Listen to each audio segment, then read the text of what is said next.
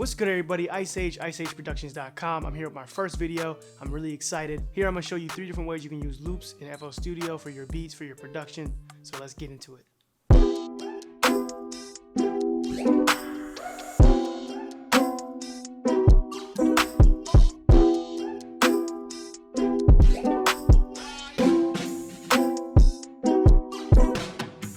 Loops are so essential to my production and when I make beats, and honestly, you know, without them, I don't know what I would do. Like, the guy next door can have the same loops, but I want mine to kind of be unique to me and for my production and to fit the things that I have going on in my beat. I already have a loop opened up. I want to kind of keep this video as short as possible. So here we have a loop. It's from SlapX. It's 153 megabytes. Wow, megabytes. It's 153 BPM, so it's kind of fast. So if you have a favorite BPM or like your go-to BPM, leave it in the comments below.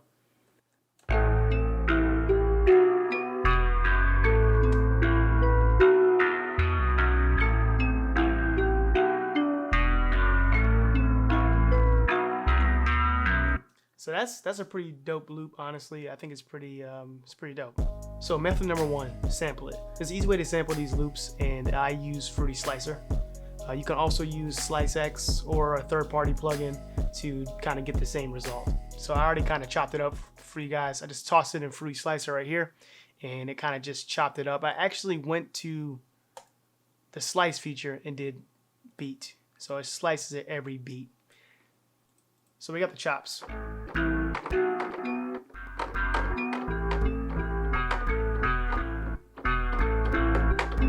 So I think I got a cool loop I'm gonna use.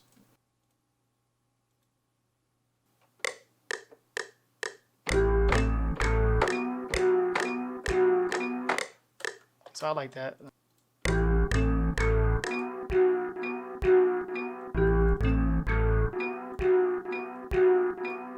So you got some pops in it, and we can simply just cut those out. Just bring up the attack. And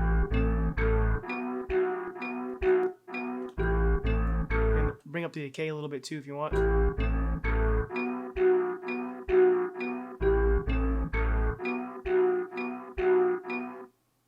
So I like that. I like how that came out. Honestly, I think it was pretty cool. Method number 2, add effects. So you can simply add effects to a melody or a loop and get some really cool results, get some completely different results, and which is kind of what you want to get. And I think the whole point is not to try to deviate from the loop purposely, but to try to get your own take on it. So let me show you guys what I mean by that. Let's go ahead and pull up the original loop, and we're gonna actually put it back to 153. So its original BPM is 153. We're gonna leave it at that. So I think I'm gonna go ahead and cut half of this off and just use this piece right here. Let's see.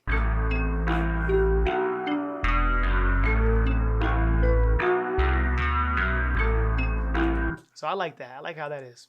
Let me show you guys what I did. I added gross beat, one of my favorite effect plugins to add to anything, to be honest with you. One of the features I use the most is the gate feature, and that's this one right here. It gives a bounce to the melody, man, to anything really that I added to, and I like it. So let's go ahead and hear that.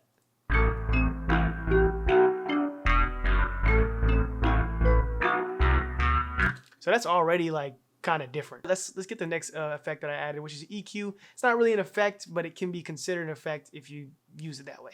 So I kind of used it in a way of cutting out the lows because I feel like the lows were kind of just, I don't want the lows. I want to create my own lows. I want to have my own bass line or 808 drums.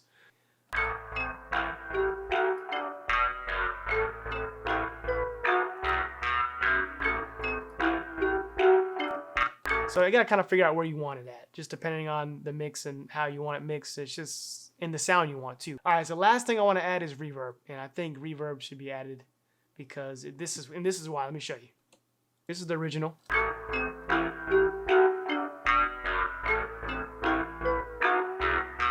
And then this is with reverb.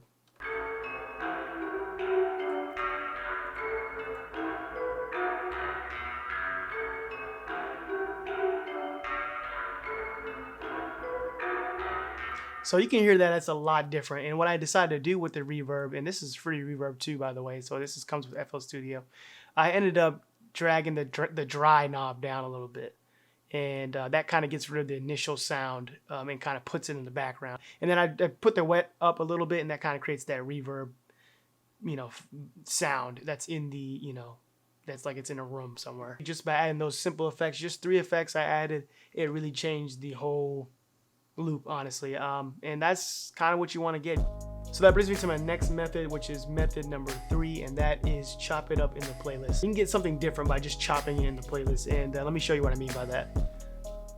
So I'm gonna just try to chop some stuff up real quick and see what I can come up with.